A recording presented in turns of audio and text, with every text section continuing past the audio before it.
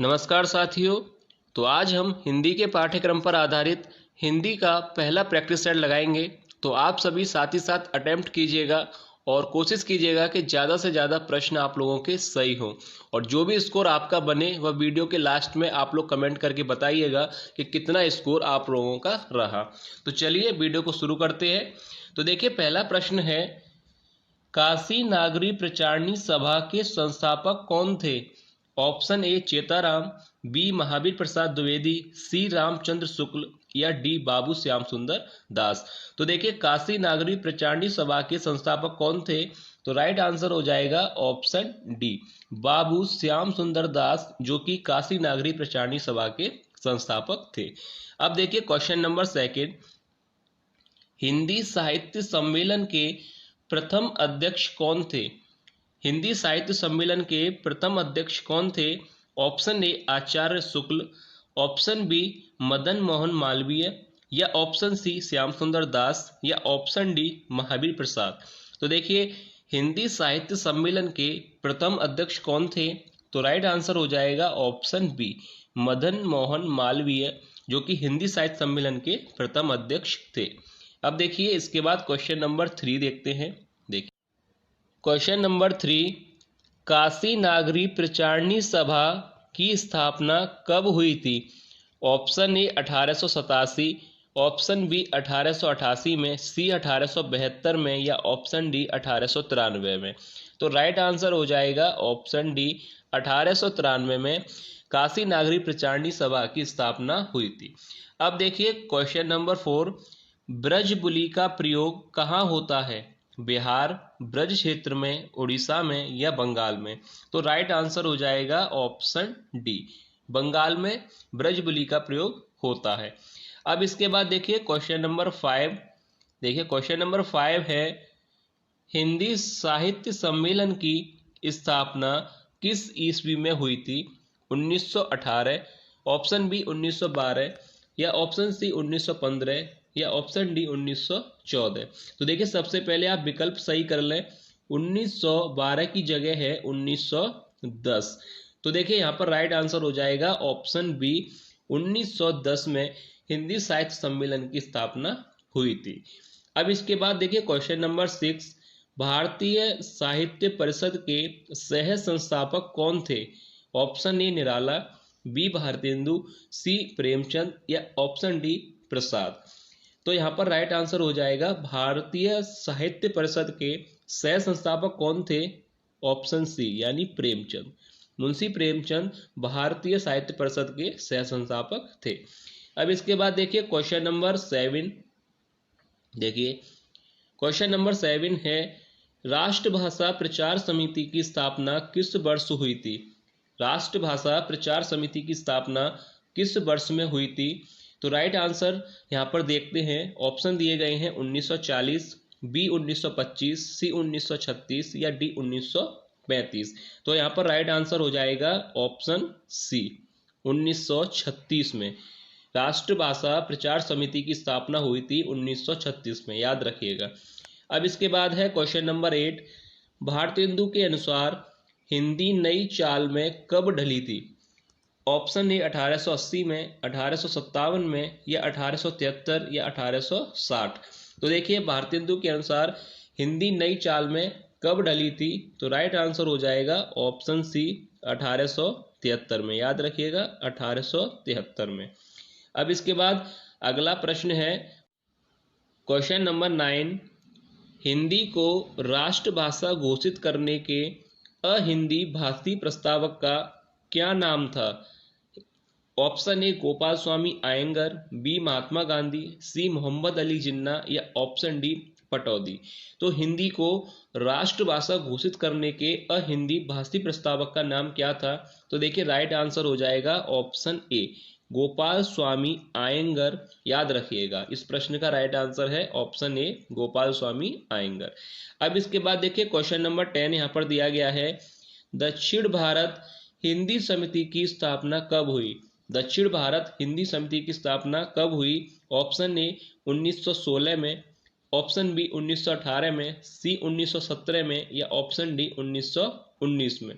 तो देखिए दक्षिण भारत हिंदी समिति की स्थापना कब हुई थी? याद रखिएगा ऑप्शन बी राइट हो जाएगा 1918 में। याद कर लीजिएगा 1918 में दक्षिण भारत हिंदी समिति की स्थापना हुई थी। अब इसके बाद देखिए अगला प्रश्न देखते हैं। देखिए अगला प्रश्न यहाँ पर दिया गया है, अखिल भारतीय हिंदी संस्था संघ की स्थापना किसने की? अखिल भारतीय हिंदी संस्था संघ की स्थापना किसने की? ऑप्शन ए भारत सरकार ने, बी महाराष्ट्र सरकार ने, सी मध्य प्रदेश सरकार, या ऑप्शन डी आंध्र प्रदेश सरकार। तो अखिल भारतीय हिंदी संस्था संघ की स्थापना की थी, ऑप्शन ए राइट हो जाएगा भारत सरकार ने। याद रखिएगा भारत सरकार ने ही अखिल भारतीय हिंदी संस्था संघ की स्थापना की थी। अब इसके बाद क्वेश्चन नंबर 12 देखते हैं।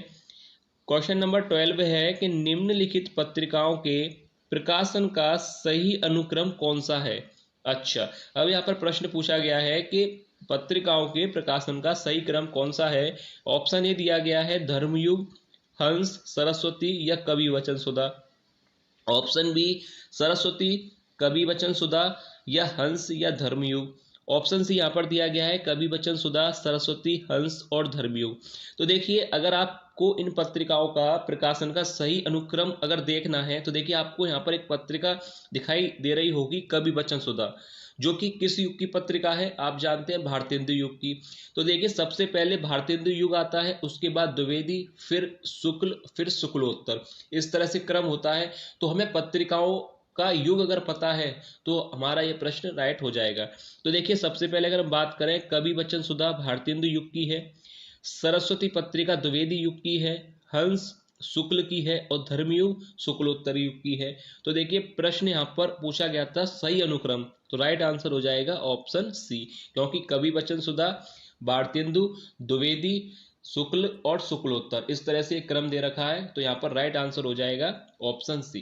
और अगर आप चाहें तो अगर आपको इनके प्रकाशन वर्ष भी पता है तो उससे भी आप लोग पता कर सकते हैं। जैसे कवि वचन सुधा का प्रकाशन वर्ष सबसे पहले 1867 में हुआ था, सरस्वती पत्रिका की बात करें तो 1900 में, हंस की बात करें तो 1930 में। तो इस तरह से आप प्रकाशन वर्ष से भी क्रम को देख सकते हैं। तो राइट आंसर यहाँ पर सी होगा। अब इसके बाद देखिए अगला प्रश्न यानी क्वेश्चन नंबर 13 देखते हैं। देखिए अगला प्रश्न यहाँ पर दिया गया है, क्वेश्चन नंबर 13, नागपुर में हिंदी विश्व सम्मेलन कब हुआ था?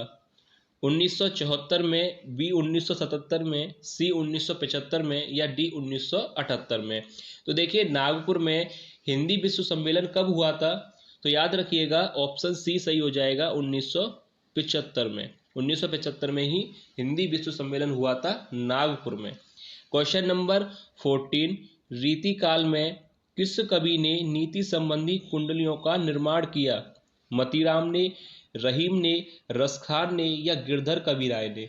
तो देखिए रीतिकाल में किस कवि ने नीति संबंधी कुंडलियों का निर्माण किया था? तो राइट आंसर हो जाएगा ऑप्शन डी, गिरधर कविराय ने। याद रखिएगा गिरधर कविराय। क्वेश्चन नंबर 15 देखते हैं। देखिए क्वेश्चन नंबर 15 दिया गया है, सनेह सागर किसकी कृति है? ऑप्शन ए सनेह सिंह की, बी बख्शी हंसराज की, या सी औरंगजेब, या ऑप्शन डी बोधा। तो देखिए सनेह सागर किसकी कृति है? ऑप्शन बी यहाँ पर राइट होगा बख्शी हंसराज की। याद रखिएगा सनेह सागर किसकी कृति है? बख्शी हंसराज की। अब इसके बाद क्वेश्चन नंबर 16 देखते हैं, निम्न में से मुसलमान होते हुए भी कौन सा कवि कृष्ण भक्त हुआ था? काफी सरल प्रश्न है। रहीमदास, मलिक मोहम्मद जायसी, कबीरदास, या रसखान। तो राइट आंसर हो जाएगा ऑप्शन डी, क्योंकि रसखान जो थे मुसलमान होते हुए भी कृष्ण भक्त थे। तो यहाँ पर राइट आंसर हो जाएगा ऑप्शन डी। अब इसके बाद क्वेश्चन नंबर 17 देखते हैं। देखिए क्वेश्चन नंबर 17 दिया गया है कि रीतिकाल का वह ब्राह्मण कवि कौन सा है जिसने धर्म परिवर्तन कर मुस्लिम कवयित्री से विवाह किया? ऑप्शन ए बिहारी, बी रहीम, सी रसखान, या ऑप्शन डी आलम। तो देखिए रीतिकाल का वह ब्राह्मण कवि कौन सा था जिसने धर्म परिवर्तन करके मुस्लिम कवयित्री से शादी की थी, विवाह किया था? तो राइट आंसर हो जाएगा ऑप्शन डी यानी आलम। आलम जो थे वह रीतिकाल के ब्राह्मण कवि थे जिन्होंने धर्म परिवर्तन किया था मुस्लिम जो है मुस्लिम कवियत्री से शादी करने के लिए। अब इनका जो नाम था वो था लालमणि। तो इनका जो पहला नाम था वो लालमणि था और फिर परिवर्तन करने के बाद इनका नाम हो गया आलम। अब इसके बाद देखिए क्वेश्चन नंबर 18 दिया गया है, सरस्वती कंठाभरण के रचयिता हैं। सरस्वती कंठाभरण का अर्थ होता है, मैं आपको बता दूं कि सरस्वती के कंठ की माला। तो देखिए अब यहाँ पर पूछा है कि रचनाकार कौन है, मंबट, भोजराज, भरत या डांडी। तो यहाँ पर राइट आंसर हो जाएगा सरस्वती कंठाभरण के रचनाकार हैं वह हैं भोजराज। याद रखिएगा ऑप्शन बी यहाँ पर राइट होगा।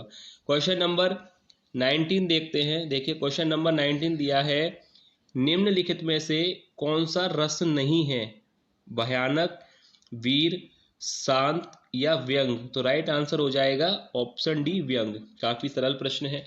अब इसके बाद देखिए क्वेश्चन नंबर 20, रीतिकालीन कवियों का मुख्य विषय है।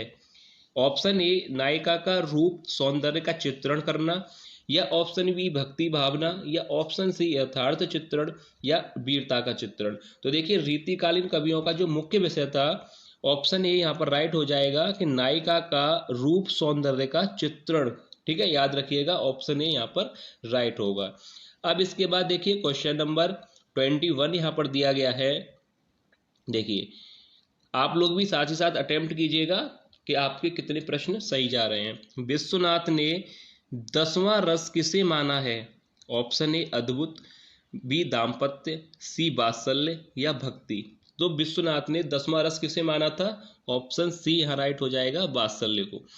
अब इसके बाद देखिए यहाँ पर कथन पूछा गया है, आप कथन पढ़ सकते हैं। कथन दिया गया है कि किसका कथन है, ऑप्शन ए मंबट का, बी भोज या ऑप्शन सी डांडी या ऑप्शन डी बामह। तो देखिए ये जो कथन यहाँ पर आपको दिखाई दे रहा है यह कथन किसका है। तो देखिए यहाँ पर राइट आंसर हो जाएगा ऑप्शन, कौन सा राइट होना चाहिए यहाँ पर राइट होगा आंसर ऑप्शन डी। याद रखिएगा बामह, यह कथन जो दिया गया है वह बामह का कथन है। याद रखिएगा ऑप्शन डी। अब इसके बाद क्वेश्चन नंबर 23 देखते हैं, प्रतीक के कितने प्रकार माने जाते हैं। देखिए क्वेश्चन नंबर 23 यहाँ पर दिया गया है 23, प्रतीक के कितने प्रकार माने जाते हैं। ऑप्शन ए 2, बी 3, सी 5 या ऑप्शन डी 4। तो देखिए प्रतीक के कितने प्रकार माने जाते हैं, इस प्रश्न का राइट आंसर हो जाएगा ऑप्शन ए यानी 2। याद रखिएगा ऑप्शन ए यहाँ पर सही होगा। अब यहाँ पर क्वेश्चन नंबर 24 दिया गया है कि बरवे नायिका भेद का रचनाकार कौन है। ऑप्शन ए रहीम है, रसलीन, बिहारी या मतीराम। तो देखिए बरवे नायिका भेद के जो रचनाकार हैं वह हैं रहीम, यानी ऑप्शन ए यहाँ पर सही हो जाएगा रहीम। याद रखिएगा। अब देखिए क्वेश्चन नंबर 25 देखते हैं।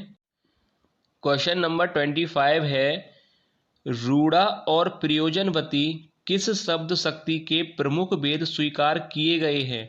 रूड़ा और प्रयोजनवती किस शब्द शक्ति के प्रमुख भेद स्वीकार किए गए हैं। तो पहले तो आपको ये पता होना चाहिए कि शब्द शक्ति के प्रकार कौन कौन से होते हैं। यहाँ पर जो आपको दिखाई दे रहे हैं चारों शब्द शक्ति के प्रकार हैं, पर इसमें भी ये पूछा गया है कि रूड़ा और प्रयोजनवती किसके प्रकार हैं।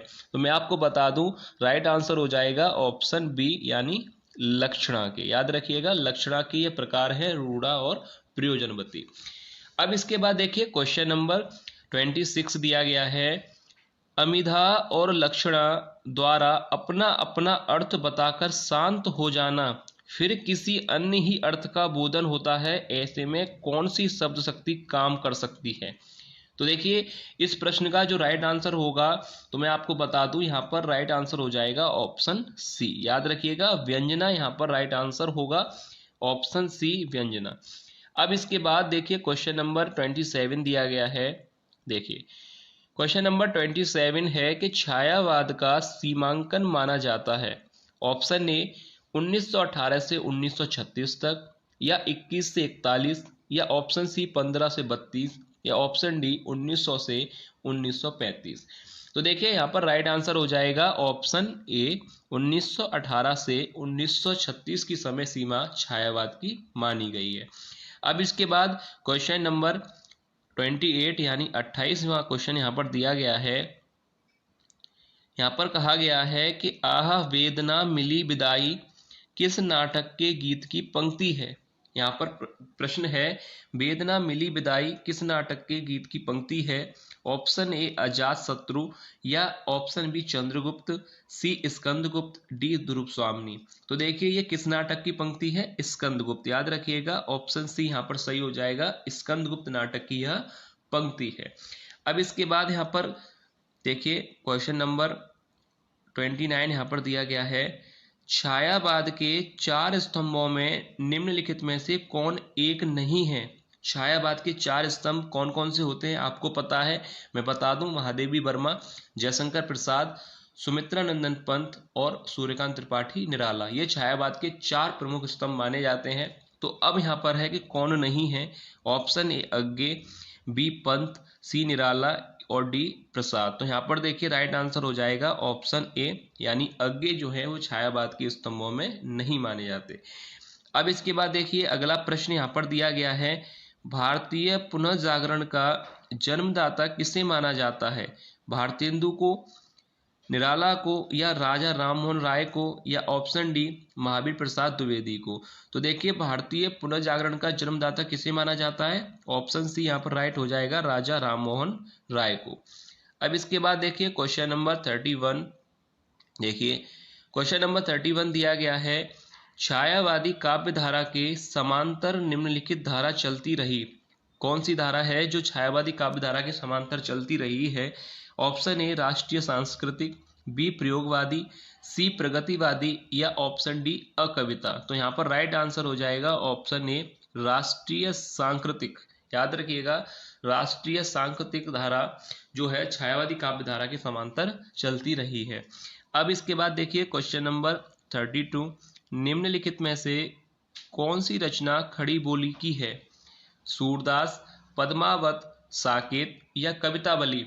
तो देखिए यहाँ पर राइट आंसर हो जाएगा कि कौन सी रचना खड़ी बोली की है। तो यहाँ पर राइट हो जाएगा ऑप्शन सी साकेत। याद रखिएगा ऑप्शन सी यहाँ पर राइट हो जाएगा कि साकेत जो है खड़ी बोली की रचना है। अब इसके बाद क्वेश्चन नंबर यहाँ पर 33 दिया गया है। देखिए नवीन उपनाम से प्रसिद्ध हैं माखनलाल चतुर्वेदी, या रामचंद्र शुक्ल, सी बालकृष्ण शर्मा, या ऑप्शन डी नंद दुलारे वाजपेयी। तो देखिए नवीन उपनाम से प्रसिद्ध हैं, तो राइट आंसर हो जाएगा बालकृष्ण शर्मा। याद रखिएगा बालकृष्ण शर्मा जो कि नवीन उपनाम से प्रसिद्ध हैं। अब यहाँ पर क्वेश्चन 34 है, हिंदी साहित्य में छंद शास्त्र की दृष्टि से प्रथम कृति कौन सी मानी गई है। अब यहाँ पर देखिए 4 ऑप्शन दिए गए हैं, छंदार्णव, छंद विहार, छंदमाला, या छंद वीणा। तो यहाँ पर राइट आंसर हो जाएगा ऑप्शन सी छंदमाला को। याद रखिएगा ऑप्शन सी, हिंदी साहित्य में छंद शास्त्र की दृष्टि से प्रथम कृति कौन सी मानी गई है, छंदमाला। क्वेश्चन नंबर 35 है, अभिनव गुप्त किस रस सूत्र के व्याख्याता है। ऑप्शन ए मुक्तवाद, अभिव्यक्तिवाद, अनुमानवाद, या आरोपवाद। तो देखिए अभिनव गुप्त किस रस सूत्र के व्याख्याता हैं। तो यहाँ पर राइट हो जाएगा ऑप्शन बी अभिव्यक्तिवाद। अब देखिए 36वां प्रश्न है, निम्नलिखित आचार्यों के बीच क्रम में से कौन सा कालक्रम की दृष्टि से सही नहीं है। तो देखिए 4 ऑप्शन यहाँ पर आपको दिखाई दे रहे हैं, 4 में से एक प्रश्न का राइट आंसर है, वो मैं आपको बता दूं। यहाँ पर पूछा गया है कि कौन सा कालक्रम की दृष्टि से सही नहीं है। तो आप देखिए यहाँ पर हो जाएगा ऑप्शन ए, अगर देखा जाए तो बिल्कुल सही है। बी आनंदवर्धन, अभिनव गुप्त, विश्वनाथ, जगन्नाथ, ये भी सही है।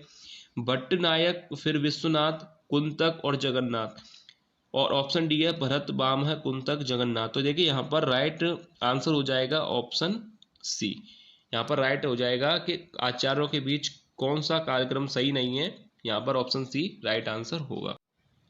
अगला प्रश्न है, देखिए कृति कालक्रम की दृष्टि से कौन सा सही है। ऑप्शन ए रामचंद्रिका, ललित ललाम, जगत विनोद, बिहारी सतसई। पहला ही ऑप्शन यहाँ पर गलत है, पहला ऑप्शन तो गलत है। ऑप्शन बी है पल्लव, परिमल, लहर और नीरजा, यह भी गलत है। सी ऑप्शन दिया गया है वरदान, गबन, कंकाल और चित्रलेखा। कालक्रम की दृष्टि से पूछा गया है, इसलिए यहाँ पर ऑप्शन डी अगर देखा जाए, कुल्ली भात, अतीत के चलचित्र, माटी की मूरत और पथ के साथी।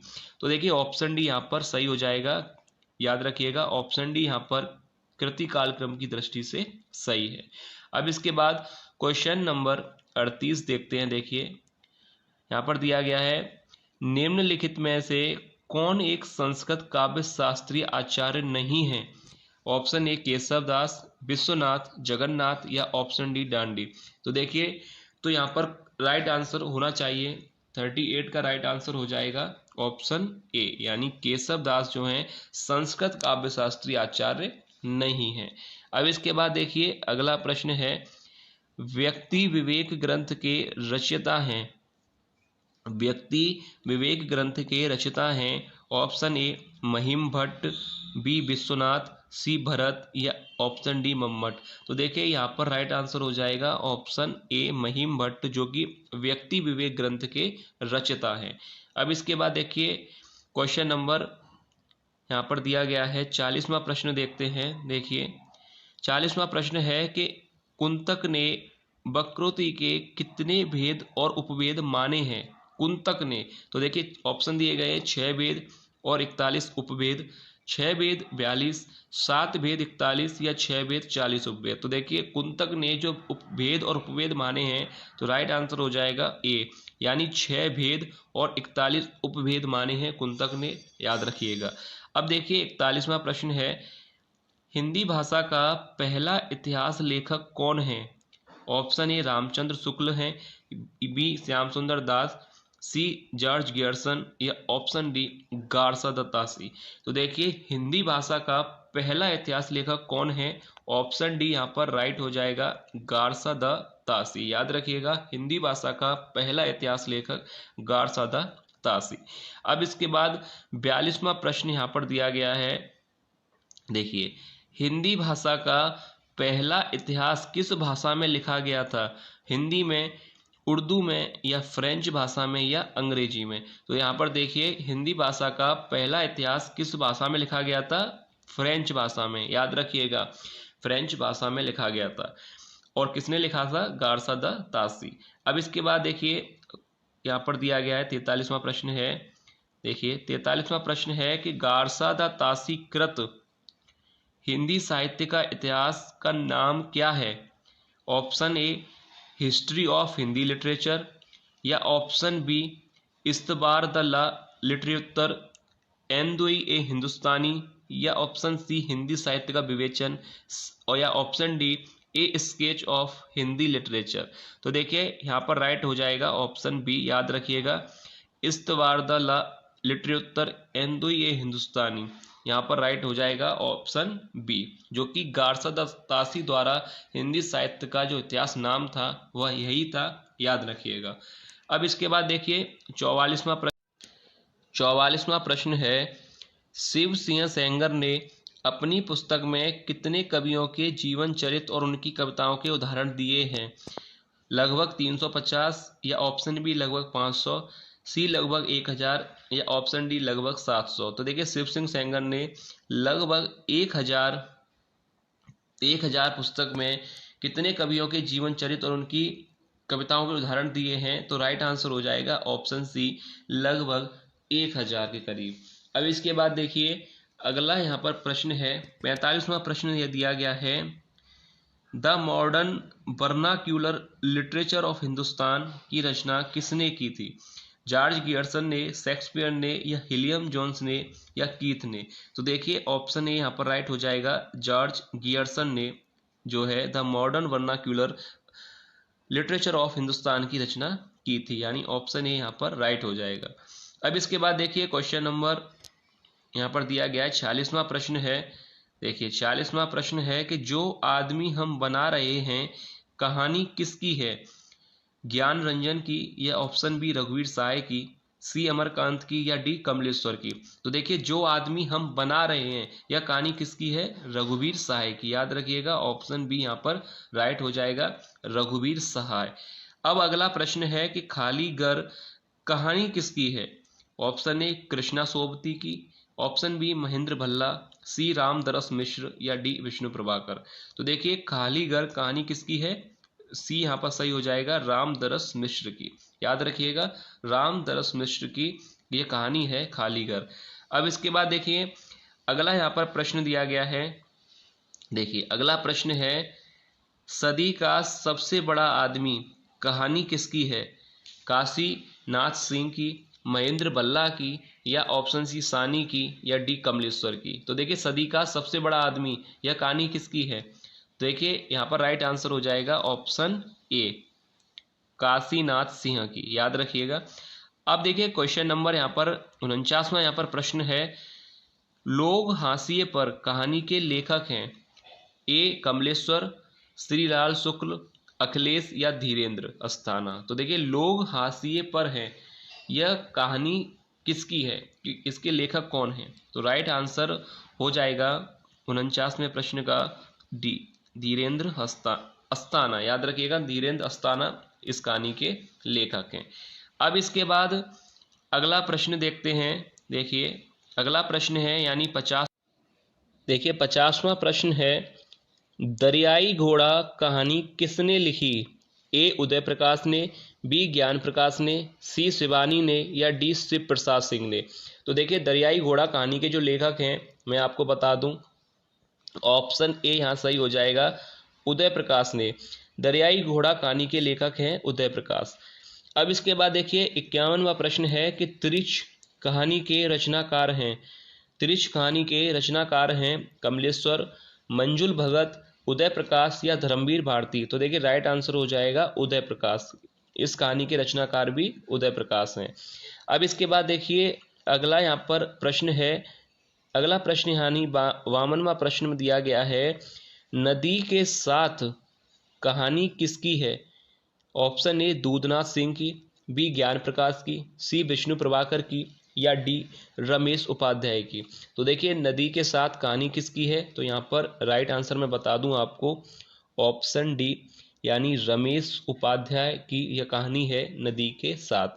अब इसके बाद प्रश्न है, कसाई बाड़ा कहानी किसने लिखी है, कसाई बाड़ा कहानी किसने लिखी है, ए बटरोई ने, बी राकेश वत्स ने, सी राजेश जोशी ने, या डी शिव मूर्ति ने। तो देखिए कसाई बाड़ा कहानी किसने लिखी है, डी यहाँ पर सही हो जाएगा, शिव मूर्ति ने। याद रखिएगा शिव मूर्ति की कहानी है कसाई बाड़ा। अच्छा प्रश्न है एग्जाम के लिए, कसाई बाड़ा कहानी किसने लिखी है, शिव मूर्ति ने।